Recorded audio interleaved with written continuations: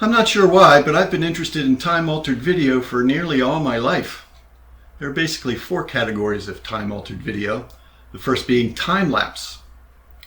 I did my first time-lapse in 1973. I was the AV geek at my high school. We had a Sony AV3400 video tape recorder that was a reel-to-reel device, along with a black and white camera. Well, the recorder had an option to record 1 frame per second. That's perfect for time-lapse.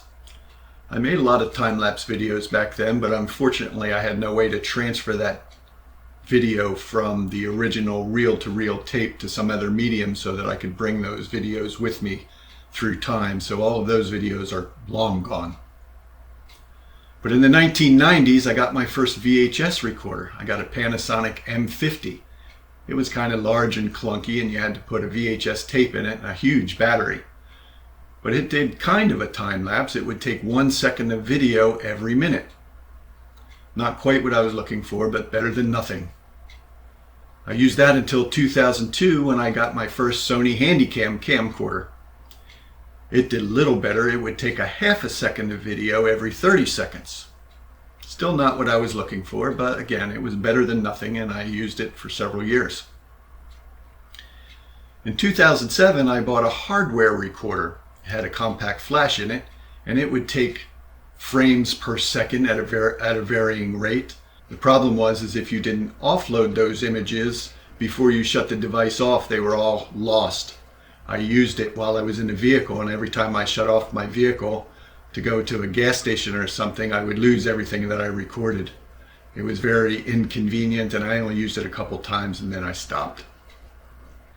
In 2009, I found the Handy AVI software. It was designed for astronomers to do time-lapse photography.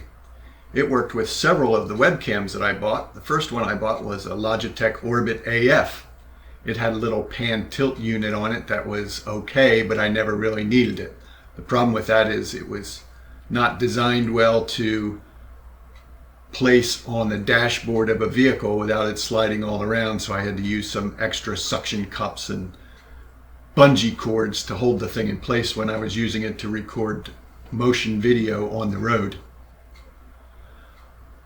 That was a 640 by 480 camera, so as soon as Logitech came out with a C615, which was the first 1080p camera, I switched to it.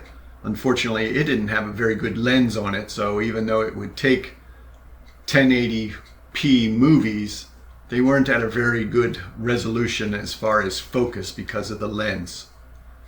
There was an upgrade to the C920. Now they had better lenses, but still not quite what I was looking for good crisp time-lapse video. Eventually Logitech came out with the Brio 4K. That was a very good camera, and it took very crisp video, and it did well in low light, but it was very poor in the high light. If I went outside with it, if it saw any of the sunlight, it would whitewash anything, completely saturate the sensor. So I tried putting a polarizing filter on it, and that helped some, but it just wasn't quite enough. I guess I'm going to have to find a neutral density filter to put on it before I try and use it outside again. But I did use it for several indoor videos, and it was very good for some weather events outside that I was trying to get time-lapse motion of. The Handy AVI software had another feature. It could do motion detection recording. It worked well with all the webcams, and it turned out it was a very good way to try and capture lightning. What I would do when I was at the ocean, I would set up the camera at nighttime when I knew there was going to be a lightning storm going out over the water.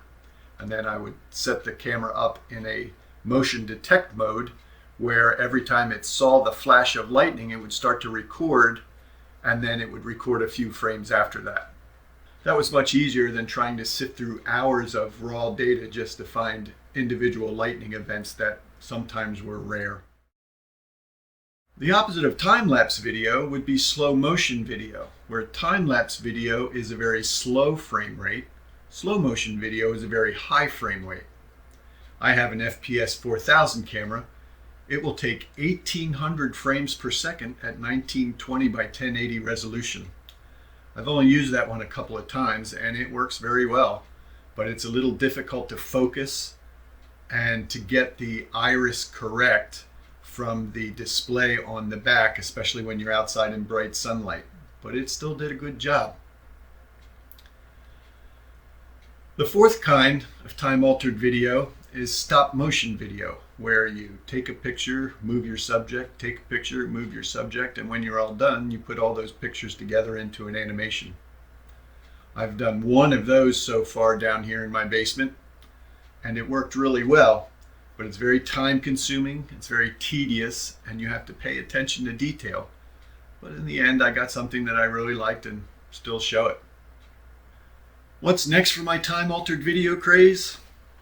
Well, what I'm going to do is I'm going to get a camera rail and a Z-axis rotation device so that I can do dynamic time-lapse videos where the camera moves as well as the subject. And I look forward to seeing some of those videos.